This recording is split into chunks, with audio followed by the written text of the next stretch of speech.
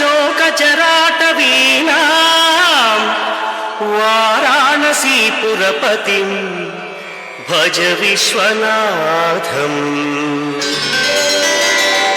तेजोमयं सगुणनिर्गुणमद्वितीयम् आनन्दकन्दमपिराजितमप्रमेयम् नागात्मकं सकलनिष्कलमात्मरूपं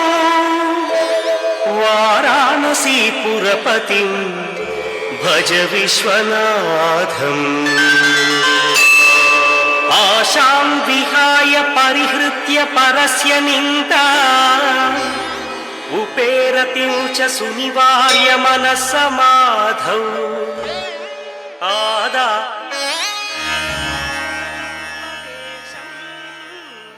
ಭಕ್ತಿ ಕುಸುಮಾರ್ಪಿಸುವೆ ಗುರುಲಿಂಗೇಶ್ವರನೇ ಅರಕೇರಿ ಗ್ರಾಮದಲ್ಲಿ ನೆಲೆಸಿದವನೇ ಅರಕೇರಿ ಗ್ರಾಮದಲ್ಲಿ ನೆಲೆಸಿದವನೇ ಭಕ್ತಿ ಕುಸುಮಾರ್ಪಿಸುವೆ ಗುರುಲಿಂಗೇಶ್ವರನೇ ಭಕ್ತಿ ಕುಸುಮಾರ್ಪಿಸುವೆ ಗುರುಲಿಂಗೇಶ್ವರನೇ ಅರಕೇರಿ ಗ್ರಾಮದಲ್ಲಿ ನೆಲೆಸಿದವನೇ ಅರಕೇರಿ ಗ್ರಾಮದಲ್ಲಿ ನೆಲೆಸಿದವನೇ ಭಕ್ತಿ ಕುಸುಮಾರ್ಪಿಸುವೆ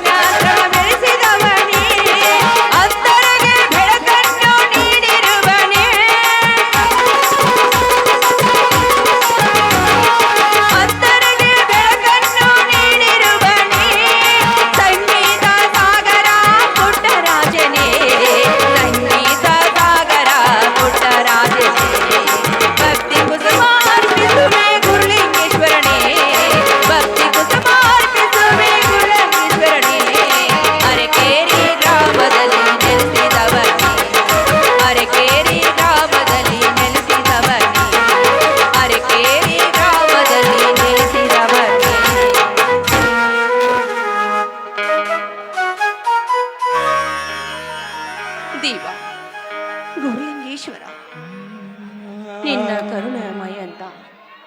ಆದರೆ ಈ ನಮ್ಮ ಬಾಳಿನಲ್ಲಿ ರಾಮ ಲಕ್ಷ್ಮಣ ಅಂತ ಇರುವ ನಮ್ಮ ಅಣ್ಣಂದರ ಬಾಳು ಕಾಪಾಡೋ ಭಾರ ನಿನ್ನದೇ ಕೂಡಿದೆ ತಂದೆ, ನಿನ್ನದೇ ಕೂಡಿದೆ. ದೇಶಕ್ಕಾಗಿ ಹೊರಟಿರುವ ನನ್ನನ್ನ ಹಿರೇಹಣ್ಣನಿಗೆ ಮಿಲಿಟರಿಯಲ್ಲಿ ಭರ್ತಿ ಆಗಿದೆ. ಅದೇ ದೇಶಕ್ಕಾಗಿ ಕಾರ್ಗಿಲ್ಗಾಗಿ ಯುದ್ಧಕ್ಕಾಗಿ ಹೊರಟಿರುವ ನನ್ನ ಅಣ್ಣನಿಗೆ ಸರ್ವಶಕ್ತಿಯನ್ನು ಕೊಟ್ಟು ಕಾಶ್ಮೀರದ ಕದನದಲ್ಲಿ ಗೆದ್ದು ಜಯಶಾಲಿಯಾಗಿ ಬರಲಿ ಎಂದು ನನ್ನ ಅಣ್ಣನಿಗೆ ಆಶೀರ್ವಾದ ಮಾಡು ತಂದೆ, ನಿನಗೆ ಕೈ ಮುಗಿದು ಬೇಡಿಕೊಳ್ಳು.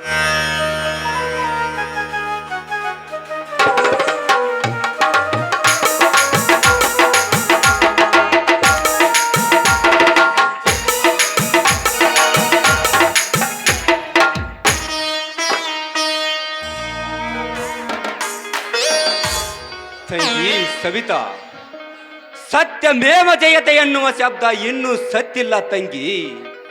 ಸತ್ಯವಂತರಿರುವವರೆಗೂ ಸತ್ಯ ಸಾಯುವುದಿಲ್ಲಮ್ಮ, ಸತ್ಯ ಸಾಯುವುದಿಲ್ಲ.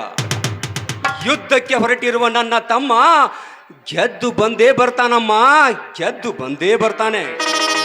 ಹೌದಣ್ಣ, ನನ್ನ ಅಣ್ಣಂದರು ಭಂಡಾರದಲ್ಲಿ ಹೃದಯದಲ್ಲಿ ಸೋಲು ಎನ್ನುವ ಶಬ್ದಕ್ಕೆ ಸ್ಥಳವೇ ಇಲ್ವೇ ಅಣ್ಣ.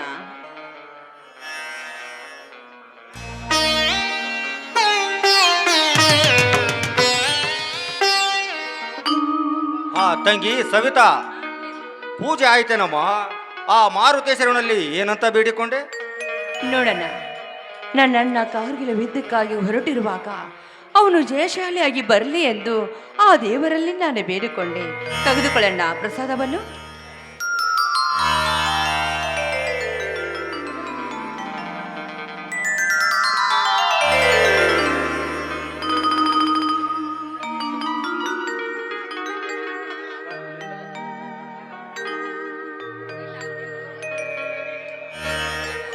ತಂಗಿ ಸವಿತಾ,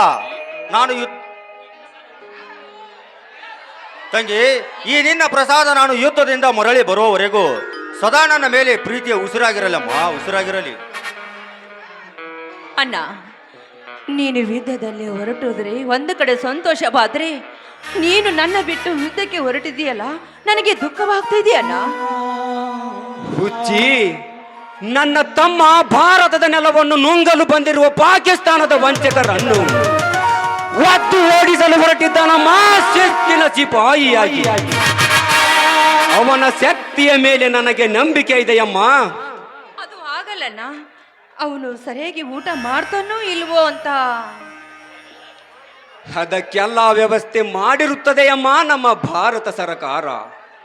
ಆದರೆ ಮಾಡುವುದೊಂದೇ ಕೆಟ್ಟ ಕಾರ್ಬಾರ.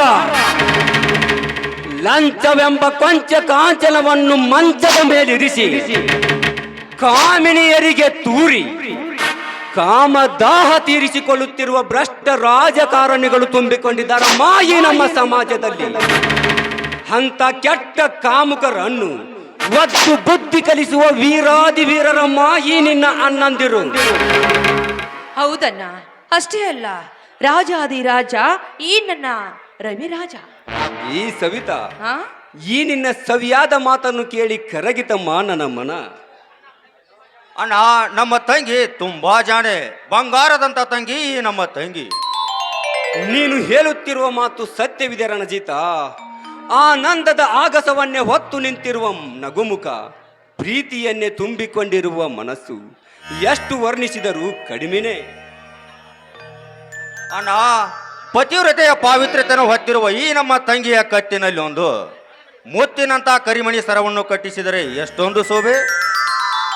ಪ್ರೀತಿಗೆ ಪಾತ್ರವಾಗಿರುವ ಈ ನನ್ನ ಪ್ರೀತಿಯ ತಂಗಿಗೆ ಪ್ರೇಮ ಸಿಂಹಾಸನದ ಮೇಲೆ ಕೂಡಿಸಿ ತೂಗು ಉಯ್ಯಾಲೆ ಆಡಿಸುವ ಗಂಡನನ್ನೇ ಹುಡುಕೋಣ ಬಿಡಪ್ಪ. ಗಂಡ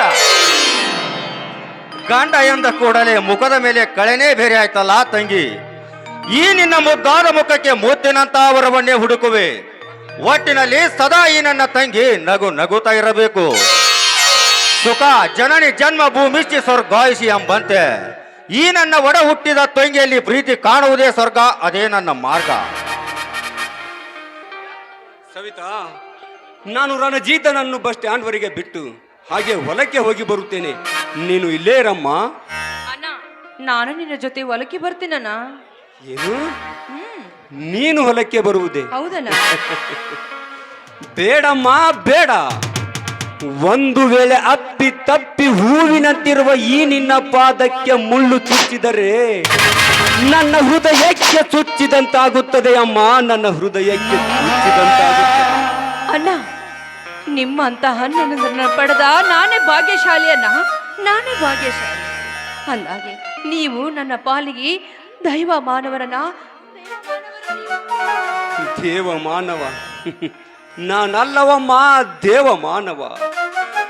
ಜಾತಿಯ ಭೂತವನ್ನು ಹೊಡೆದೋಡಿಸಿ ಮೇಲು ಕೀಳು ಉಚ್ಚ ನೀಚರೆಂಬ ತಾರತಮ್ಯ ಮಾಡದೆ ಸಮಾನತೆಯ ಸಮಾಜವನ್ನು ಕಟ್ಟು ಬಯಸಿದ ಶ್ರೀ ಜಗಜ್ಯೋತಿ ಬಸವೇಶ್ವರನಮ್ಮ ನಿಜವಾದ ದೇವ ಮಾನವ. ಅವರಂತೆ ಅಷ್ಟ ಐಶ್ವರ್ಯಗಳಿಗೆ ಆಸೆ ಪಡದೆ ಸ್ವಾರ್ಥದಾಸೆಗೆ ಮೋಸ ಹೋಗಿರುವ ಕೆಟ್ಟ ಪ್ರಪಂಚವನ್ನು ತ್ಯಜಿಸಿ ಒಂಟಿ ಜೀವನ ಸಾಗಿಸಿ ಏಕಾಂಗಿಯಾಗಿ ತಪವಗೈದು ಮನುಷ್ಯ ಕುಲಕ್ಕೆ ಮುಳ್ಳಾಗಿರುವ ಸ್ವಾರ್ಥ ದಾಸೆಯನ್ನು ತೊಲಗಿಸಿ ಕಾಮ ಕ್ರೋಧಗಳನ್ನು ಸುಟ್ಟು ಭಸ್ಮ ಮಾಡಿ ಶಾಂತಿಯ ಮಂತ್ರ ಹೇಳಿದ ಬಿಜಾಪುರದ ಶ್ರೀ ಸಿದ್ದೇಶ್ವರರ ನಿಜವಾದ ದೇವಮಾನ. ಸತ್ಯವಾದ ಮಾತನ್ನೇ ಹೇಳಿದ್ಯಾನಾ? ಹಾ ತಂಗಿ ಸವಿತಾ, ನಾನು ಯುದ್ಧಕ್ಕೆ ಹೊರಡುವ ಮುನ್ನ ಒಂದು ಸಂತೋಷದಿಂದ ಹಾಡು ಹೇಳಿ ಕಳಿಸಿಕೊಡಮ್ಮ ನಿನ್ನ ಅಣ್ಣನನ್ನು. ಆಯ್ತಣ್ಣ, ನಿಮ್ಮ ಇಷ್ಟನೇ ನನ್ನ ಇಷ್ಟ.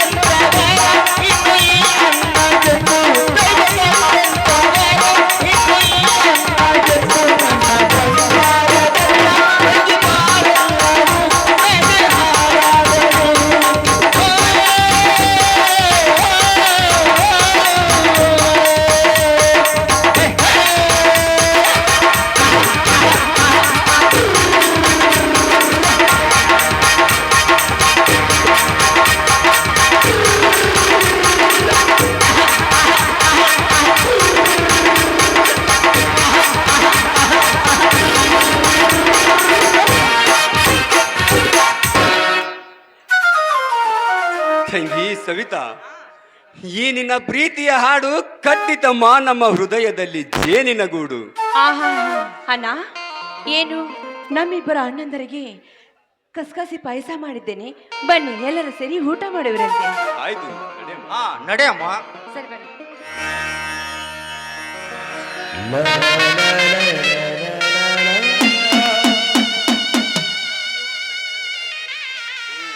ಶಶಾಂಕ್ ಬಾರು, ಬಹಳ ದಿನಗಳ ನಂತರ ಈ ಸ್ನೇಹಿತನ ನೆನಪಾಯಿತೇನು? ಶಶಾಂಕ, ಅದಿರಲಿ, ನಿನ್ನ ಮುಖ ಯಾಕೋ ಸಪ್ಪಾಗಿದೆಯಲ್ಲ, ಸರಿಯಾಗಿ ಊಟ ಮಾಡುತ್ತಿಲ್ಲವೇನು? ಸಾಲ ಎಂಬ ಸೂಲ ಈ ಬಡವನ ಕುತ್ತಿಗೆಗೆ ಕತ್ತೆಣ್ಣೆ ತಾಡ್ತಿದೆ ರವಿರಾಜ್. ಅಂದಾಗ ಹೊಟ್ಟೆ ತುಂಬ ಅನ್ನ ಎಲ್ಲಿ ಸಿಗಬೇಕಪ್ಪ, ಎಲ್ಲಿ ಸಿಗಬೇಕು? ಹಾಗಾದ್ರೆ ನೀನು ದಿನಾಲು ಕೂಲಿ ಕೆಲಸಕ್ಕೆ ಹೋಗೋದು? ಸಾಲಕ್ಕೆ ಮೂಲವಾಗಿರುವುದು ಈ ಬಡತನದ ಬಾಳು, ಕಣ್ಣೀರಿನ ಗೋಳು. ಕೂಲಿ ಮಾಡಿ ಕೈ ಚಾಚಿ ಕಾಸು ಕೇಳಿದರೆ ಕುತ್ತಿಗೆ ಕೈ ಕೊಟ್ಟು ಒತ್ತಿ ಬಿಡ್ತಿದ್ದಾನೆ ಶಿವಕಾಂತ ಗೌಡ.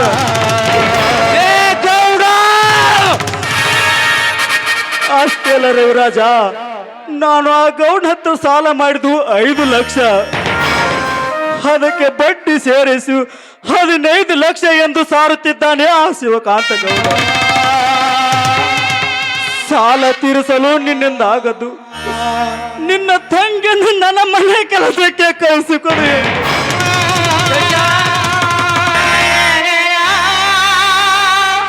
ಏನು ಮಾಡಲ ವಿರಾಜ? ಸಾಲ ಎಂಬ ಭಾರ, ಈ ಬಡತನ ಎಂಬ ಭೂತ ಈ ಬಡವನಿಗೆ ನೀರು ಒಳಗಿದೆ.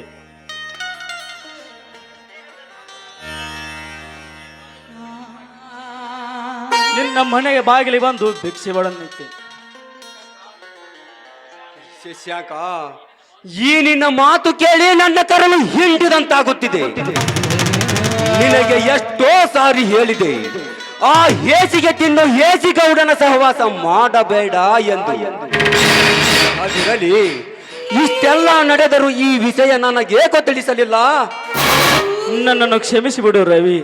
ಈ ನಿನ್ನ ಜೀವನ ಸಂತೋಷದಿಂದ ಸುಗಮಾಗಿ ಸಾಗುತ್ತಿರುವಾಗ ನಾನು ಬಂದು ನಿನ್ನ ಮುಂದೆ ನಿಂತರೆ ನಿನ್ನ ನಗುಮುಖ ಹಾರಿ ಹೋಗುತ್ತೆ ಎಂದು ಈ ವಿಷಯ ನಿನಗೆ ತಿಳಿಸಿರ್ಲಿಲ್ಲಪ್ಪ. ಹೋಗಲಿ ಬಿಡು ಶಶಾಂಕ, ಈಗಲಾದರೂ ನಿನ್ನ ಕೊರಗನ್ನು ನನ್ನ ಮುಂದೆ ಹೇಳಿದೆಯಲ್ಲ, ಅಷ್ಟು ಸಾಕು.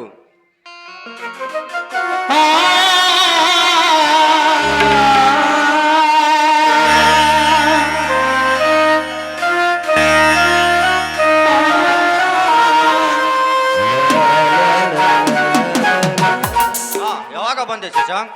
ಈಗಲೇ ಬಂದೆ ರಂಜಿತ್. ರವಿ ರಾಜ, ನೀನು ತುಂಬಾ ಅದೃಷ್ಟವಂತರಪ್ಪ. ತಮ್ಮ ತಂಗಿ ಜೊತೆ ಇಷ್ಟೊಂದು ಅನ್ಯೋನ್ಯವಾಗಿ ಸಂತೋಷದ ಸಾಗರಲ್ಲಿ ತೇಲಾಡ್ತ ಅಣ್ಣನೆಂದರೆ ನೀನೇ ರವಿರಾಜ್, ನೀನೇ. ಆದರೆ ನನ್ನ ಜೀವನದಲ್ಲಿ ಬಡತನ ಎಂಬ ಭೂತ ಬಿರುಗಾಳಿಯಾಗಿ ನನ್ನ ನೆಮ್ಮದಿಯನ್ನು ಹಾರಿಸ್ಕೊಂಡು ಹೋಗಿಬಿಟ್ಟಿದ್ದೆಪ್ಪ, ಹಾರಿಸ್ಕೊಂಡು ಹೋಗಿಬಿಟ್ಟಿದ್ದೆ. ಇತ್ತೊಬ್ಬ ತಂಗಿಗೆ ಪ್ರೀತಿಯಿಂದ ಮಾತು ಹೇಳದಷ್ಟು ಮೂಕನಾಗಿ ನಾನು ನಿಜವಾಗ್ಲೂ ನತ ದುಷ್ಟವಂತ ರವಿರಾಜ್, ದುಷ್ಟವಂತ. ಹೇ ಹುಚ್ಚಪ್ಪ, ಯಾರು ಅದೃಷ್ಟವಂತರು? ನಾನು ಅದೃಷ್ಟವಂತನೇ ಅಲ್ಲ ಕಣೋ, ಅಲ್ಲ. ಈಗಿನ ಕಾಲದಲ್ಲಿ ಕಾಮುಕರಾಗಿ ದುಡ್ಡಿನ ದರ್ಪದಲ್ಲಿ ಸರ್ಪವಾಗಿ ದೌರ್ಜನ್ಯ ತೋರುತ್ತಿರುವ ದುಷ್ಟರು ಅದೃಷ್ಟವಂತರು. ದೇಶ ರಕ್ಷಣೆಗಾಗಿ ವೀರರು ಹೋರಾಡುವುದು ಇಲ್ಲಿ ಭ್ರಷ್ಟ ರಾಜಕಾರಣಿಗಳು. ಶಶಾಂಕ, ನಮ್ಮ ದೇಶದ ಸಲುವಾಗಿ ಎಷ್ಟೋ ಜನ ವೀರ ಯೋಧರು ತಮ್ಮ ಪ್ರಾಣವನ್ನೇ ಪಣಕ್ಕಿಟ್ಟಿದ್ದಾರೆ. ಅಂಥದರಲ್ಲಿ ಪುಲ್ವಾಮಾ ದಾಳಿಯಲ್ಲಿ 40 ಜನ ವೀರ ಯೋಧರು ತಮ್ಮ ಪ್ರಾಣವನ್ನೇ ಪಣಕ್ಕಿಟ್ಟಿದ್ದಾರೆ. ಅಂಥವರ ಬಗ್ಗೆ ಒಬ್ಬನಾದರೂ ಯೋಚಿಸುತ್ತಾನೇನು? ಇಲ್ಲ ಇಲ್ಲ, ತಮ್ಮದೇ ಆದ ಲೋಕದಲ್ಲಿ ಹಾರಾಡುತ್ತಾರೆ ಈ ಲೋಕದ ಬಂಡರು, ಕೈಲಾಗದ ಚಂಡರು. ನೀನು ಹೇಳುವ ಮಾತು ನಿಜವಿದೆಯಣ್ಣ, ಆದರೆ ಸತ್ಯವೆನ್ನುವ ಉಸಿರು ನಿಮ್ಮಿಬ್ಬರ ಸ್ನೇಹದಲ್ಲಾದ್ರೂ ಇದೆಯಲ್ಲ, ಅಷ್ಟೇ ಸಾಕು. ರಂಜಿತ್, ಸತ್ಯದ ಸಾಹಸ್ಯಪ್ಪ ನಿನ್ನ ಅಣ್ಣ, ಬಡವರ ಬಂದು ಈ ಹಳ್ಳಿಯ ಹುಲಿ. ಹೋಗ್ಲಿ ಬಿಡು ರವಿ, ಸಮಾಜದ ಹಾಳುಗೋಡೆ ನಮಗೇಕೆ? ಶಶಾಂಕ, ನೀನು ನನಗಿಂತಲೂ ಹೆಚ್ಚು ಓದಿದವನು. ನಿನ್ನ ವಿದ್ಯೆಗೆ ಬೆಲೆ ಕೊಟ್ಟಿದ್ದೇನೋ ಈ ಸಮಾಜ. ಲಂಚದಾಸೆಗಾಗಿ ನಿನ್ನ ಭವಿಷ್ಯವನ್ನೇ ಹಾಳು ಮಾಡಿಬಿಟ್ಟರಲ್ಲೋ ಭ್ರಷ್ಟ ಅಧಿಕಾರಿಗಳು. ಶಶಾಂಕ, ಇಲ್ಲಿ ದುಡ್ಡಿದ್ದವನು ದಡ್ಡನಿದ್ದರೂ ದೊಡ್ಡವನೆಂದು ಕರೆಯುತ್ತದೆ ಈ ನಿನ್ನ ಹಾಳು ಸಮಾಜ. ರಾಜಕೀಯ ಮಾಡುವುದಕ್ಕಾಗಿ ಕೋಟಿ ಗಂಟಲೆ ಖರ್ಚು ಮಾಡಿ ರೈತನಿಗೆ ಮೋಸ ಮಾಡಿ ಕೈಯಲ್ಲಿ ಬಾಟ್ಲಿ ಕೊಟ್ಟು ಓಟು ಹಾಕು ಎಂದು ಹೇಳುತ್ತಿವೆ ಈಗಿನ ರಾಜಕೀಯ ಪಕ್ಷಗಳು. ಕೈಯಲ್ಲಿ ಬಾಟ್ಲಿ ಕೊಟ್ಟ ಕ್ಷಣ ಕುಡಿದ ಮತ್ತಿನಲ್ಲಿ ಮಾಡಿಕೊಂಡ ಮಡದಿ ಎಣ್ಣೆ ಮರೆಯುತ್ತಿದ್ದಾರೆ ಈ ನಮ್ಮ ಸಮಾಜದ ಯುವ ಪುರುಷರು. ಬೊಂಬೆಯಂತೆ ಕುಣಿದು ಕುಪ್ಪಳಿಸುತ್ತಿದೆ ಈ ನಿನ್ನ ಹುಚ್ಚು ಸಮಾಜ. ನೀನು ಹೇಳಿದ ಒಂದೊಂದು ನುಡಿ ಸತ್ಯದ ಉಸಿರು ಹೇಳುತ್ತಿದ್ದ ರವಿರಾಜ್. ಆದರೆ ಆ ಅನ್ಯಾಯನ ಅಡಗಿಸಲು ಅವನು ಯಾವಿದ್ದಾನೆ ಈ ಊರಲ್ಲಿ ಸೂರ. ರವಿರಾಜ, ಸಮಾಜದ ಮೂಲೆ ಮೂಲೆಗಳೆಲ್ಲ ತುಂಬಿಕೊಂಡಿದೆ ಅನ್ಯಾಯ ಅಂದಾಗ ಒಬ್ಬರಿಂದ ಸಾಧ್ಯನಪ್ಪ ಧರ್ಮವನ್ನು ಬೆಳೆಸಲು. ನುಡಿಯದಿರು ಶಶಾಂಕ, ಅಸಾಧ್ಯ ಎಂಬುವ ಮಾತನ್ನು ಈ ಬಂಡ ಪುಂಡ ಪುಡಾರಿಗಳಿಗೆ ಗಂಡುಗಲಿಯಾಗಿ ಅನ್ಯಾಯವನ್ನು ಮೆಟ್ಟಿ ನಿಂತು ಈ ಹಣವಂತರ ಅಟ್ಟಹಾಸ ಅಡಗಿಸುವುದೇ ಈ ಸಿಪಾಯಿಯ ಸವಾಲು. ಮೆಚ್ಚಿದೆ ರಣದೀತ ಈ ನಿನ್ನ ಮಾತನ್ನು. ಶಶಾಂಕ, ಕೇಳಿದೇನೋ ನನ್ನ ತಮ್ಮನಾಡಿದ ಮಾತನ್ನು. ಆ ಹೇಡಿಗೌಡನಾಡಿದ ಮಾತಿಗೆ ತಲೆ ತಗ್ಗಿಸಿಕೊಂಡು ಬಂದಿರುವೆಯಲ್ಲ, ಏನು ಹೇಳಲಿ ನಿನಗೆ? ಒಂದು ವೇಳೆ ನಿನ್ನ ಜಾಗದಲ್ಲಿ ನಾನೇನಾದರೂ ಇದ್ದಿದ್ದರೆ ಆ ಗೌಡನ ಎದೆಗೆ ಒದ್ದು ಕಕ್ಕಿಸಿ ಬಿಡುತ್ತಿದ್ದೆ ಅವನ ಕರ್ಮದ ಕಕ್ಕಸವನ್ನು. ಕಕ್ಕಿಸಿ ಬಿಕ್ಕಿಸಿ ಬಿಡುತ್ತಿದ್ದೆ ಕಾಪಟ್ಯದ ಕೊಳೆಯನ್ನು ತುಂಬಿಕೊಂಡಿರುವ ಆ ಹೇಡಿಸುವ ಕಾಂತ ಗೌಡನನ್ನು. ಏನು ಮಾಡಲಿ ರವಿರಾಜ, ನನಗೂ ನಿನ್ನಷ್ಟ ರೋಷ ಆವೇಶ ಬರುತ್ತದೆ ಆ ಗೌಡನ ಹೇಸಿ ಕೃತ್ಯ ನೆನೆಸಿಕೊಂಡರೆ. ಆದರೆ ಮನೆಯಲ್ಲಿ ಬೆಳೆದು ನಿಂತಿರುವ ತಂಗಿದ್ದಾಳೆ. ದುಡ್ಡಿನ ದರ್ಪದಲ್ಲಿ ಸೇಡಿನ ಸರ್ಪವಾಗಿ ಕಚ್ಚಿದರೆ ಏನು ಮಾಡಲಿ ರವಿರಾಜ? ಕಟುಕನ ಕೈಯಲ್ಲಿ ಕುರಿ ಸಿಕ್ಕರೆ ಕಚ್ಚಿ ಕಡಿದು ತಿನ್ನು ಹೊರತು ಕರುಣೆ ತೋರುವುದಿಲ್ಲ. ಸಾಕಿ ಸಲಗಿದ ಕುರಿಯನ್ನು ಕಟುಕನ ಬಾಯಿಗೆ ಬಲಿಯಾಯ್ತೆಂದು ಕಣ್ಣೀರು ಹಾಕಲು, ಅಥವಾ ಶ್ರೀಮಂತರ ಸ್ವಾಧೀನವಾಯಿತೆಂದು ಕೈಗೈಗಿಸಲಿ ಹೇಳಲು. ಏನು ಹೇಳಲಿ ಶಶಾಂಕ? ಈ ನಿನ್ನ ಮಾತು ಕೇಳಿ ನಾನು ಸಹಿತ ಮೂಕನಾದೆನಪ್ಪ. ಈ ಹಳ್ಳಿಯ ಹುಲಿಯಾಗಿ ನೀನೇ ಹೀಗೆ ತಲೆ ತಗ್ಗಿಸಿದರೆ ಹೇಗಣ್ಣ? ಹುಲಿ ಯಾವತ್ತೂ ಇಲ್ಲಿ ಆಗಬಾರದು ಅಣ್ಣ. ಈ ನಿನ್ನ ತಮ್ಮ ಕಾಶ್ಮೀರದಲ್ಲೂ ಹೋರಾಡಿ ವಿದೇಶಿಯರನ್ನ ಒದ್ದು ಓಡಿಸಿ ಈ ನಮ್ಮ ಭೂತಾಯಿಯನ್ನು ವಶಪಡಿಸಿಕೊಳ್ಳಲು ಹೊರಟಿದ್ದಾನೆ ಶಿಸ್ತಿನ ಸಿಪಾಯಿಯಾಗಿ. ಆದರೆ ಇಲ್ಲಿ ನೀನು ಈಗಲೇ ಆ ಗೌಡನ ಕರ್ಮದ ಕೋಟೆಗೆ ನುಗ್ಗಿ ಗರ್ಜಿಸು ಹುಲಿಯಂತೆ. ಹಾಗಾದರೆ ನಾನು ಈಗಲೇ ಆ ಶಿವಕಾಂತ ಗೌಡನ ಮನೆಗೆ ಹೋಗುತ್ತೇನೆ. ಶಶಾಂಕ, ನಿನ್ನ ಸಾಲವನ್ನು ನಾನು ತೀರಿಸಿ ಬರುತ್ತೇನೆ. ನೀನು ಇಲ್ಲೇ ಇರು. ಹಾ ತಂಗಿ ಸವಿತಾ,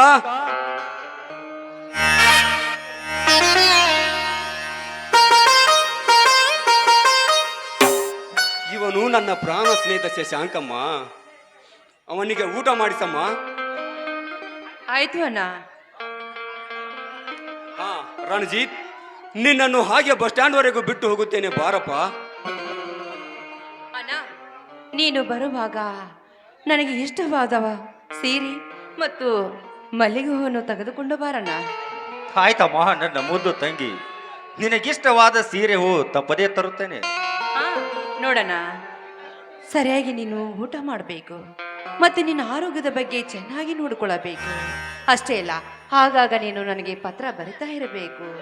ನೋಡು, ಸೀತಾ ನಗಡೆ ಬಂದ್ರೆ ನೀನು ಸೊಂಟೆ ಚಹಾ ಕಾಯಿಸಿಕೊಂಡು ಕುಡಿಯಣ್ಣ. ಆಯ್ತಮ್ಮ, ನೀನು ಹೇಳಿದಾಗೆ ಮಾಡುತ್ತೇನೆ. ಅಣ್ಣ, ಒಂದ್ ಸ್ವಲ್ಪ ಬಂದೆ ತಾಳಣ್ಣ.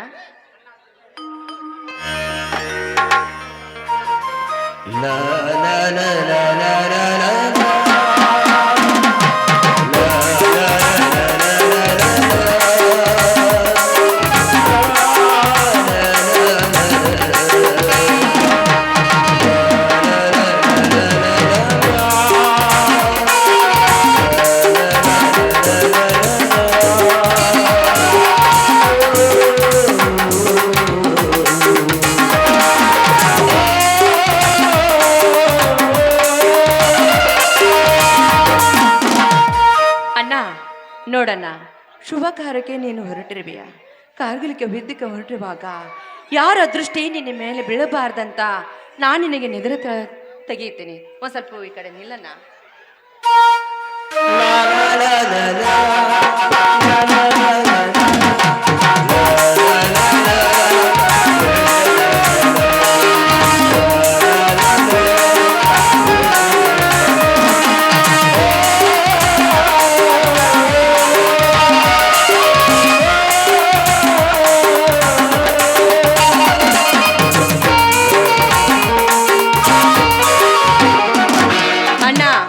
ಯಾರ ಕಣ್ಣು ನಮ್ಮ ಅಣ್ಣಂದ್ರ ಮ್ಯಾಗ ಬೀಳಬಾರ್ದಂತ ನಾನು ನಿನಗೆ ದೃಷ್ಟಿ ತೆಗೆದೆ ಅಣ್ಣ. ಅಣ್ಣ, ತಂಗಿಗೆ ಯಾವ ತೊಂದರೆ ಆಗದ ಹಾಗೆ ಹೂವಿನಂತೆ ನೋಡಿಕೊಳ್ಳೋಣ. ಆಯ್ತಪ್ಪ ರಣಜಿತ. ಆದಷ್ಟು ಸಾಕು ಬರಮ್ಮ, ಗೊತ್ತಾಯ್ತು. ಅಣ್ಣ ಅಣ್ಣ ಆದಷ್ಟು ಬೇಗ ಬಂದ್ಬಿಡಣ್ಣ. ಆಯ್ತಮ್ಮ. ತಂಗಿ, ನಾನಿನ್ನು ಬರಲೇನಮ್ಮ. ಆಯ್ತು ಅಣ್ಣ, ಹೋಗಿ ಬಾ. ಆಶೀರ್ವಾದ ಮಾಡಮ್ಮ. ತಂಗಿ, ಈ ನಿನ್ನ ಆಶೀರ್ವಾದ ಒಂದು ನನಗಿದ್ದರೆ ನನಗಾಗುವ ತೊಂದರೆ ಯಾವುದೂ ಇಲ್ಲಮ್ಮ.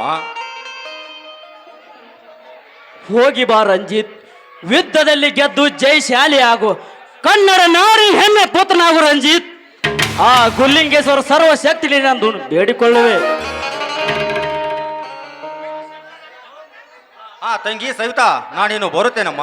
ಆಯ್ತಣ್ಣ, ಹೋಗಿ ಬರೋಣ.